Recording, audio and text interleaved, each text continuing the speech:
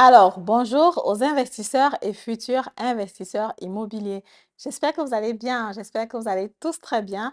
Dans la vidéo d'aujourd'hui, j'ai envie de te parler de tout ce qui va changer pour les investisseurs immobiliers en 2023. Donc, si tu veux que cette année soit ton année où tu investis sur le bien immobilier, que ce soit sur le bien immobilier locatif ou alors sur le bien résidentiel, reste surtout jusqu'à la fin de la vidéo parce qu'effectivement, le dernier point peut être un point où tu n'étais pas encore au courant. Et puis, je te retrouve après le générique.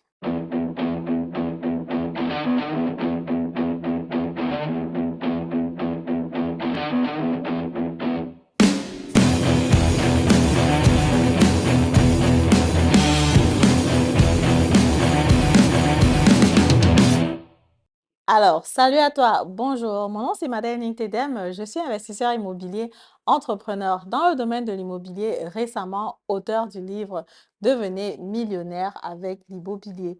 Si le domaine de l'immobilier c'est un domaine qui t'intéresse, toi, c'est que naturellement tu es ici au bon endroit. Ce que je t'invite à faire, c'est à activer la cloche de notification, t'abonner à la chaîne, partager le contenu si tu trouves intéressant pour qu'il y ait plus de personnes qui s'intéressent à l'investissement immobilier. Parce que comme je dis toujours, si plus de personnes dans la communauté s'intéressent à ce domaine plus tard, dans 5 ans, dans 10 ans, nous aussi en Allemagne, nous les Africains, nous allons avoir une place de privilégié ici en Allemagne. Et déjà, je me suis donné un petit challenge pour moi qui est déjà dans 5 ans d'avoir vraiment une communauté africaine où on trouve de plus en plus de personnes qui ne sont pas fichées à la chauffeur parce qu'effectivement, c'est tout simplement, croyez-moi, un peu énervant de se rendre compte qu'il y a plusieurs personnes qui ne veulent pas prendre leurs finances en main. C'est très important. Faites les amis.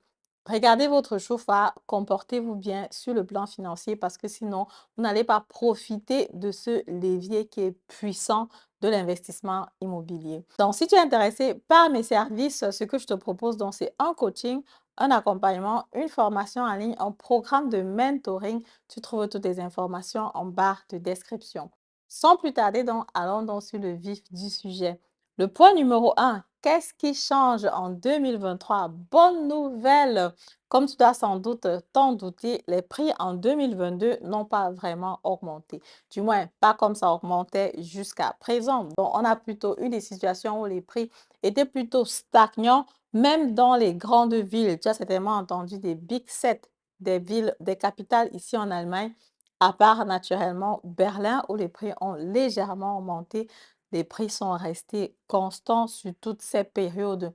Depuis 2012, les prix du bien immobilier en Allemagne comptent flambaient, flambaient, flambaient, flambaient, quoi. Mais actuellement, l'année 2022, ça a été une année où les choses ont été calmes et posées et du coup, on entre en année 2023 avec les prix, on va dire, qui sont plutôt bas parce qu'effectivement, puisqu'il n'y a pas eu d'évolution en 2022, les prix sont restés donc plutôt constants, quoi. Et là, c'est pour les grandes villes. Donc, si tu éloignes un peu des périphéries, tu peux trouver des deals assez intéressants que je peux te proposer si tu me contactes. Les informations sont en barre de description. Le deuxième point, voilà, celui-ci, ça ne va pas être un point qui est très intéressant, ça va être plutôt un peu fâcheux. Ce sont les taux d'intérêt qui sont en train d'augmenter. Donc là, on a commencé l'année 2021 avec 2% de taux d'intérêt. On a fini l'année avec 4,5% de taux d'intérêt. On entre dans l'année toujours un peu dans la même mouvance. Est-ce que les taux d'intérêt vont baisser au courant de l'année? Oui, moi je suis un peu optimiste par rapport à cela. Je me dis que ça peut un peu baisser, mais ce qui est sûr, c'est que ça ne va plus atteindre les 2% qu'on avait jusqu'à présent, quoi. Donc, du coup, les taux d'intérêt restent relativement élevés pour tout investisseur immobilier. Mais le plus important ici, c'est de savoir que même si c'est une dépense que tu fais en amont, tu as quand même la possibilité d'exonérer de ta fiscalité. Et si tu ne sais pas comment ça se passe, tu peux me contacter. Les informations sont en barre de description. Le troisième point, c'est comme ça une autre bonne nouvelle. La bonne nouvelle, c'est effectivement que l'État est en train de réfléchir par rapport à une grosse subvention pour les personnes qui veulent se lancer sur le résidentiel, qui veulent acheter leur maison. Ça sera un peu analogue à ce qu'on avait le Baukindergeld et le montant qui va être partagé, c'est 1,1 milliard d'euros. Je répète, 1,1 milliard d'euros, c'est tout simplement important, c'est tout simplement énorme comme montant. Naturellement, ça va être attribué seulement aux personnes qui respectent certaines caractéristiques. Si on se réfère au Baukindergeld, c'était maximum 60 000 euros de revenus pour le couple. Et par enfant, ça faisait 10 000 euros de plus.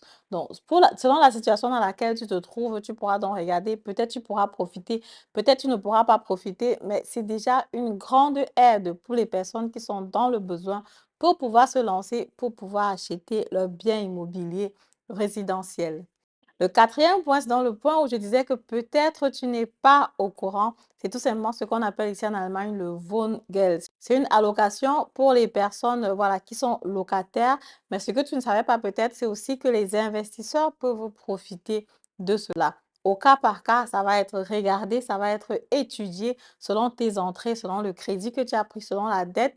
Et si tu es locataire, ça va donc être étudié par rapport à ce que tu as comme revenu et l'État va décider ce qu'il peut te donner donc comme Wohngeld. C'est tout simplement top, c'est tout simplement génial parce qu'effectivement, plusieurs personnes peuvent profiter de cela.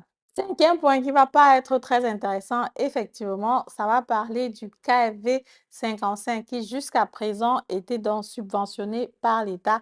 Actuellement, ça ne va plus être subventionné par l'État, quoi. Ça a été retiré comme ça de la subvention. Donc, du coup, ça va être un peu chaud pour les personnes qui veulent se construire. Mais du coup, voilà, qu'est-ce qu'on peut bien y faire? C'est la décision qui a été prise. Voilà, c'est donc ce que je voulais partager comme ça avec toi dans cette vidéo. Si la vidéo t'a plu, comme d'habitude, je t'invite donc à me mettre un pouce en haut, commenter la vidéo, partager massivement la vidéo et on se dit à très bientôt pour la prochaine vidéo. Au revoir.